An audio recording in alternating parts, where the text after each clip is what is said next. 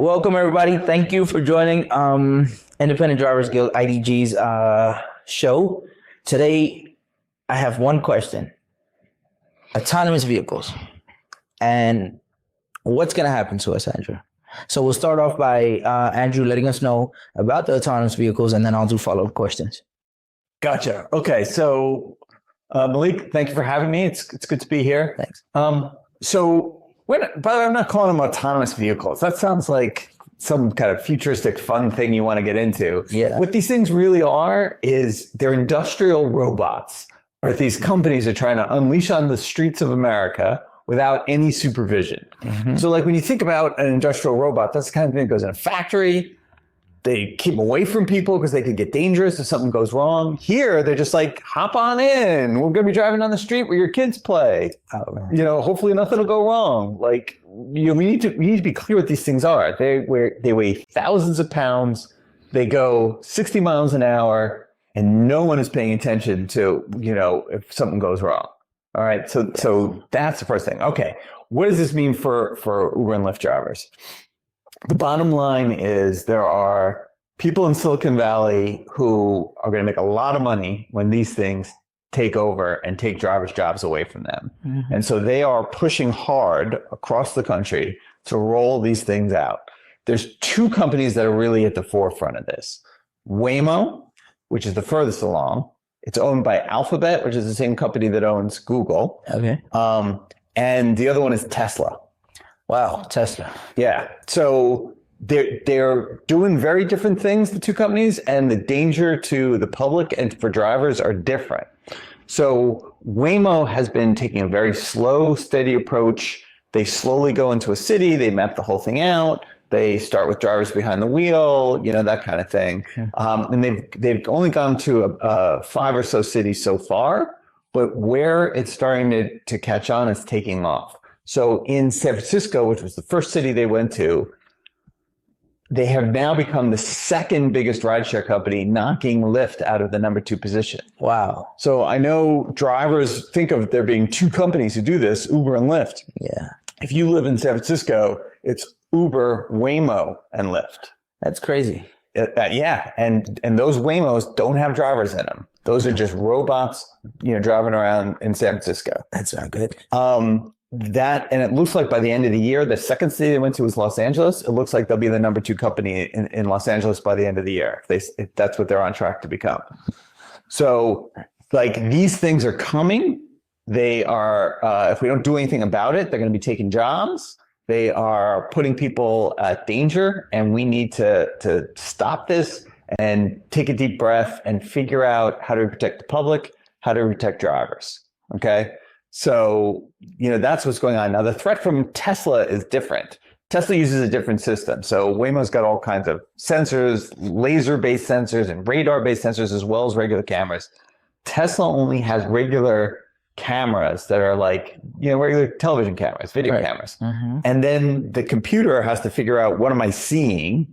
And then figure out what to do. And there's a lot of people who think that Teslas aren't as safe as Waymos because they don't have all those extra sensors and so on. Yeah. Someday, Tesla's going to figure this out. Maybe if you ask Elon Musk, he says that's already happened, but it doesn't look like it. Yeah. But someday the Teslas are going to be, are going to get there. Maybe that's 2 years, maybe that's 10 years, maybe that's 20 years. The danger for drivers from Tesla is when that day comes, all of the Teslas in America, they'll be able to download the software onto. They already have the cameras built into them, right?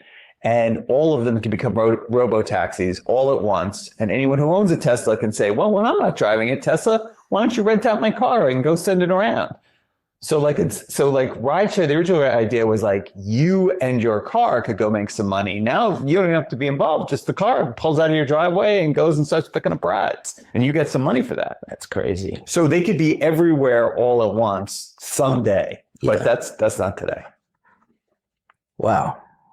Meaning if someone wanted to, they can come from the house to the office, let's just say, be working, and then send off their car, Tesla, to go work from that. That's the model that Tesla says someday is going to be the case. Yep. That's crazy, Andrew. Now, for the real question, you know, how do I defend my job? How do I protect my job? How do I continue making money? What do I need to do to make sure I keep my job and these Silicon Valley people, companies don't win? Yeah. So there's a short-term answer to that and a long-term answer. Okay. The short-term answer is we have to stop these robots from taking over until we figure out how to make sure everybody can stay safe and how to make sure that there's a fair transition for drivers. Right. So right now, the answer is we just have to stop these things. Okay. So New York is the furthest along in that. All right. So here in New York, there's a law that goes all the way back to the 1970s. So before these robots were ever on the street, there's a law that was put on the books in New York that when a car is moving, a driver has to keep one hand on the wheel. Right. So this is the idea, like you couldn't be distracted, you could be reading a book or like whatever. Yeah. And I think 1971, right? That law is still on the books. And if you're a Waymo and there's no driver in the car, there's no one hand on the wheel. And so those vehicles are not allowed to be on the road at all in New York State. Forget picking up passengers. Because of that law. Now there is a carve out where companies can apply and get a special permit to test their vehicles to drive around without one hand on the wheel. The companies say they're going to be applying for those permits, but so far that's not going on in New York.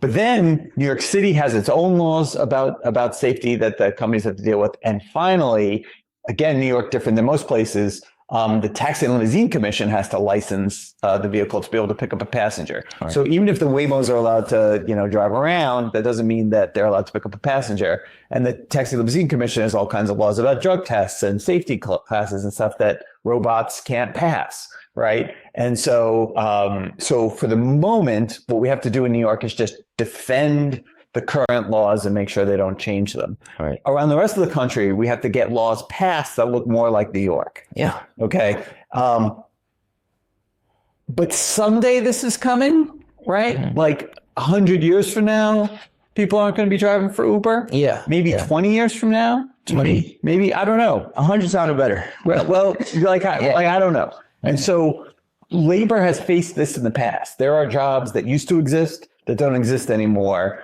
because of automation. So there used to be elevator operators. Right. And now you never see an elevator operator. Maybe like in a museum or something, but like you don't see elevator operators anymore. Yeah. The question is, how do we do that transition so that people who today, their livelihood is driving for Uber and Lyft, make the transition either to another job or the job stays around long enough so that the drivers who are currently driving can drive until they are ready to retire. We can affect that. We can, if we are organized, have an impact on that and make the laws so that the people who depend on these jobs can continue to depend on these jobs. We don't have all the answers yet because, there's lots of different ways that you can do this. So like one way you can do it is say that, look, the people who currently drive, they're the ones who get to own the cars. Yeah. So if Uber wants to dispatch the cars, that's fine, but they have to dispatch our cars. Yeah. Okay. And that they can't. And so you say Uber can't own the cars, Waymo can't own the cars. The cars have to be owned by people who are currently have TLC licenses. They get to buy the cars and they get to make the money. Mm-hmm. So that's one possible way to do this. Another possible way to do this is you say you can only add cars into the system as drivers leave the system. Right. So people retire, people get other jobs, whatever it is. And as drivers start to go away, they can start to add the robots. That's another way to think about this. So you keep your job, but your kids and your grandkids aren't going to be able to get that job. Robots are going to be getting those jobs. Yeah. So it's a transition from what we have today to what the future looks like in a way that protects workers. All of that, whatever the answer is, whatever we come up with, all is going to depend on how much power drivers have in these negotiations.